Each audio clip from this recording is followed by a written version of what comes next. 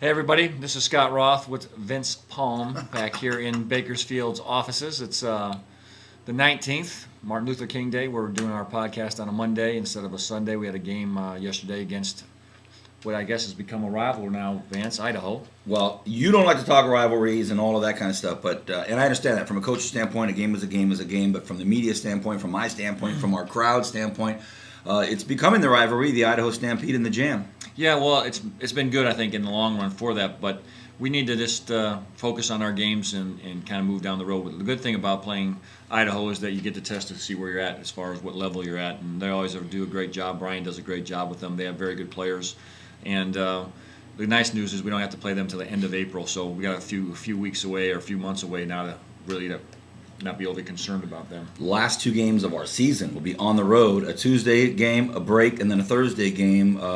To say that there'll be implication games is an understatement. Yeah, well, hopefully we get to that point where they are going to be meaningful, and that's our goal, obviously, is to get to that point where every game at that time of the year is going to be obviously important, and we'll see how the chips fall at the end of the year there. We had a lackluster, emotionless bummer of a game after the big win against Idaho last Sunday, 8 days ago. When Albuquerque comes to town, you were sick and tired of me pumping up Will Conroy. He didn't do that much, really. No. We kept him under his average, but really we just played flat from start to finish. Yeah, I think it was one of those gut instincts you have every now and then, and usually my gut instincts are bad. And I had that one kind of marked as such an emotional game Sunday, and the highs of that game to come back and play Albuquerque, who had won, I think at that point, 6 in a row or 5 in a row, and had been playing well from the showcase. We knew that. And really both teams didn't play very well. It wasn't a great played basketball game. They made enough plays, obviously, at the end of the game to win that game. Their zone hurt us, and we were just impatient. And then we lost Mateen Cleaves, which was even probably more devastating than actually losing the game again to restraining his hamstring. Cleaves came back in. You started him. He played well. Ironically, after about the first 5 minutes, 6 minutes, he was coming over to tap out, but the immediate timeout came anyway. So his first foray back into back in his uniform was good, but late in the game, what he told me was, Coach, late in the game, he really tried to muscle up on Conroy and make it very difficult for Will to get in the key, which he did, but we pay a price now. Yeah. Well, we're going to go back to square one kind of and revisit our roster again and kind of make sure that our guys are ready to go.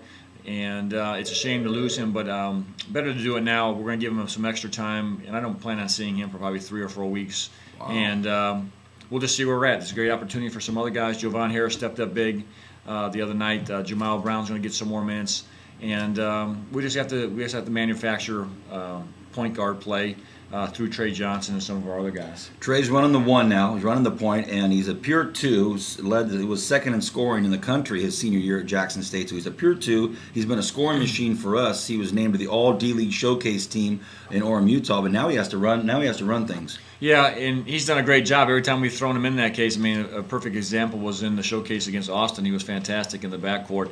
And, the biggest thing with him is defensively, him matching up. Offensively, he's going to be fine against anybody.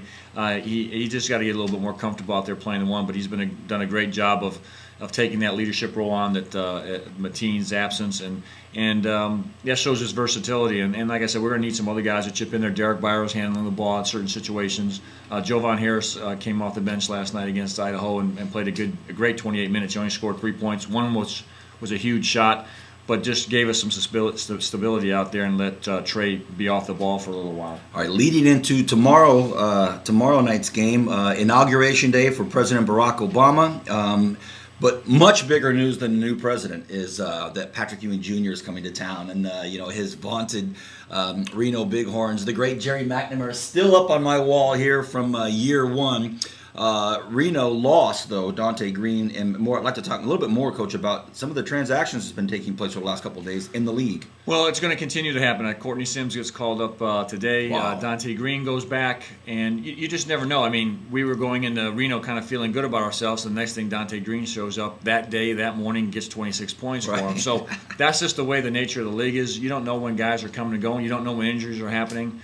And you just have to take the good with the bad. And Reno has been playing very well. They're also one of those teams like Albuquerque that's kind of turned their season around and getting in the right track and won a few games in a row, and then had a tough loss in Idaho. So we've had our hands full with them. We beat them early in the season with their first game, which was an emotional game, and then we just couldn't finish the game out there about 10 days ago. So with Patrick Ewing coming off the bench, they're still solid. They still have some good scores in that team. And like I told our guys after the game, everyone in this league can beat anybody on a given night. Sure. You just have to be able to show up, and we have to gain some consistency in our play in order to, eliminate some teams that really think that they can come in our building and win.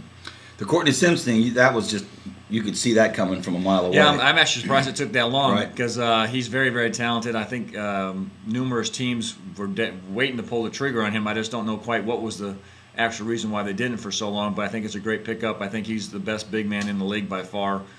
Skilled, young still, talented, very good offensive player, smart kid, and I think he'll do very, very well. I think he's an NBA guy without question. Well, on that note, we have, you, not me, I just call the games, but you and Coach Martin have really weathered the storm as far as really only going about 7, maybe 8 deep with your lineup.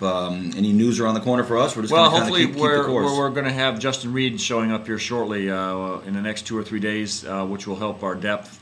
We're going to injure Mateen Cleaves due to injury, which will allow us to open up a roster spot. And then we're going to snoop around the pool and possibly look at another player.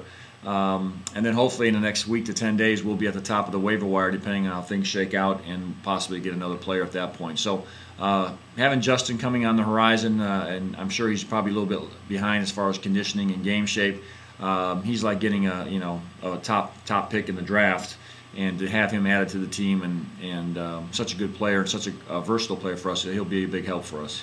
You and I spoke at a couple of Rotary clubs last week. We did the Rotary Club Tour, which is pretty cool in a city like Bakersfield. For those of you watching out of town, a very close-knit community here in Bakersfield. So when we go do the Rotaries, we know a lot of the people already, or vice versa.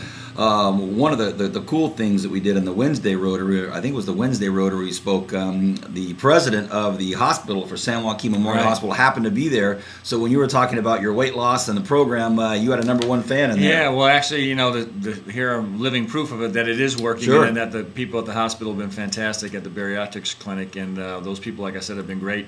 I weighed in and got down to 256. I weighed in again. 256? Went to 254 just on Friday, so 2 pounds in 5 days again. So 254 is the new number.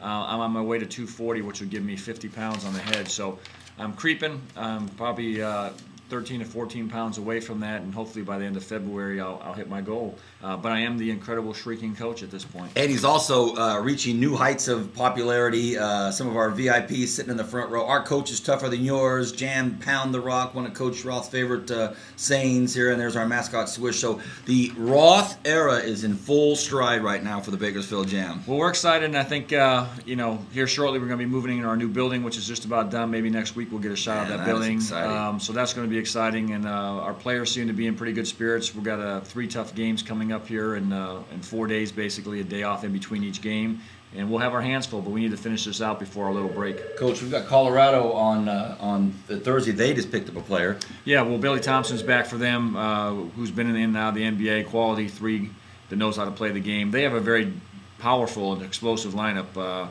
and their coach does a very good job with multiple different trapping zones, and so we're going to have our hands full with them when we get to Colorado, but we got to take care of business on Tuesday. Tomorrow night, Reno on the 20th, and then we have Colorado on the 22nd, and then Reno right back for a Saturday matinee. So 3 tough ones in a row. Thanks for letting me be on the podcast. Okay, no problem. You're the best. Who is this Vince Palm laddie? Well, listen, we'd like to give a shout out to everybody out there in podcast land. Keep tuning in.